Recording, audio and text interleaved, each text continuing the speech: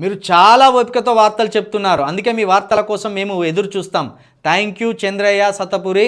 మీరు తప్పు చేసిన వారిని ఎవరిని వదిలిపెడతలేరు, అందుకే మీరంటే కొందరికి ఇష్టం లేదు. ఇక గదే కదా, ఇప్పుడు బీఆర్ఎస్ పొరపాటు చేసింది అనుకో, ఇప్పుడు వార్తల విశ్లేషణ చేసేవాడిగా నేను చెప్పాలిగా కనీసం బాధ్యత అది. ఇప్పుడు చెప్పింది అనుకో, బీఆర్ఎస్ పొరపాటు జరిగిందని చెప్పింది అనుకో, ఇక కథం ఫేస్బుక్లో పెడతారు, అరే చిల్కా ప్రవీణ్ అంటే మా తప్పులను ఎట్టి పరిస్థితులు ఎత్తి చూపకురా ఇది.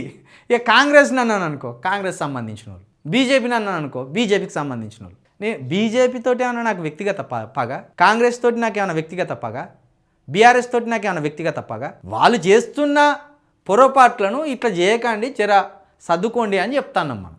ప్రజల కోణంలో, అది ప్రజా సమస్యల కోణంలో చెప్తున్నాం. దాన్ని చక్కదిద్దుకోవాల్సిన పని వాళ్ళ మీద ఉన్నది, కానీ మన మీద నిందలేస్తారు. అన్న మీరు పచ్చి నిజాలు చెప్తున్నారు, అందుకే కొందరికి బాధగా ఉంది, ఇలాగే మీరు ముందుకు పోవాలి. తప్పకుండా పోతాం బ్రదర్, మనకు దేవుడిచ్చిన గిఫ్ట్ అది, దేవుడిచ్చిన గిఫ్ట్ అది, అందరికీ రాదు అది.